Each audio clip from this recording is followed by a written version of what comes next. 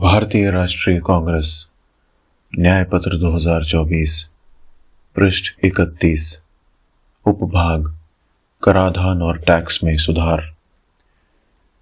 सरकार द्वारा लिया जाने वाला टैक्स शासन का मूल है। भाजपा एनडीए सरकार के पिछले 10 साल में बेलगाम टैक्स वसूलने का मामला सामने आया है।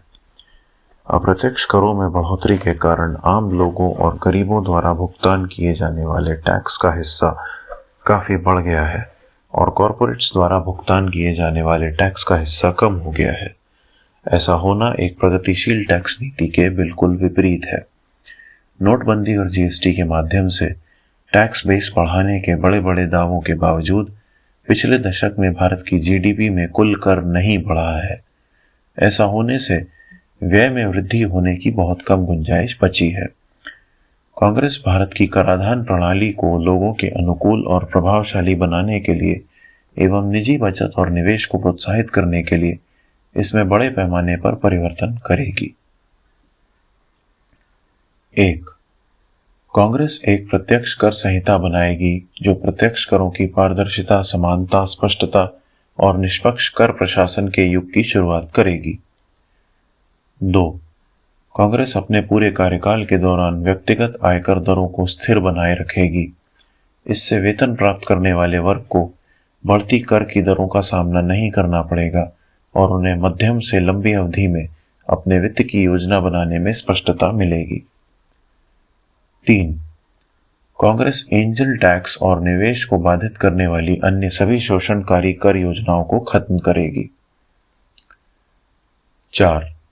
कांग्रेस व्यक्तिगत अर्थात प्रोप्राइटरशिप और साझेदारी फर्मों के स्वामित्व वाले सूक्ष्म, लघु और मध्यम उद्यम अर्थात एमएसएमई पर कर का बोझ कम करेगी। 5. कांग्रेस केंद्रीय उपकर और अधिभार को सकल कर राजस्व के 5% तक सीमित करने के लिए एक कानून लाएगी। इस कानून के माध्यम से राज्यों को उनके कर राजस्व के उचित हिस्से से वंचित करने के लिए मोदी सरकार के दोहरे उपकर राज को समाप्त किया जाएगा। 6. कांग्रेस बीजेपी एनडीए सरकार द्वारा लाए गए जीएसटी कानूनों को जीएसटी 2 के माध्यम से बदलेगी। नई जीएसटी व्यवस्था सार्वभौमिक रूप से स्वीकृत सिद्धांत पर आधारित होगी, जो कि जीएसटी एकल सीमित दर कुछ अपवादों के साथ होगी, जिससे गरीबों पर बोझ नहीं पड़ेगा। 7. कृषि इनपुट पर जीएसटी नहीं लगेगा। 8. जीएसटी काउंसिल को दोबारा डिजाइन किया जाएगा, जो कि जीएसटी से संबंधित सभी मामलों पर अंतिम प्राधिकरण होगा। 9. जीएसटी कानूनों का प्रशासन केंद्र सरकार और राज्य सरकारों के बीच हॉरिजॉन्टली बांटा जाएगा। एक सीमा से कम जीएसटी देने वाले राज्य सरकारों के अधीन आएंगे। 10. जीएसटी से प्राप्त होने वाले राजस्व का एक हिस्सा पंचायतों और नगर पालिकाओं को आवंटित किया जाएगा। 11.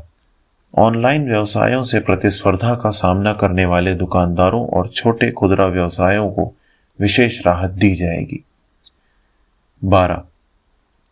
आयकर अपीलीय न्यायाधिकरण ITAT, वस्तु एवं सेवा कर अपीलीय न्यायाधिकरण GSTAT और सीमा शुल्क अपीलीय न्यायाधिकरण CESTAT सरकार के हस्तक्षेप के बिना स्वतंत्र न्यायिक निकाय होंगे।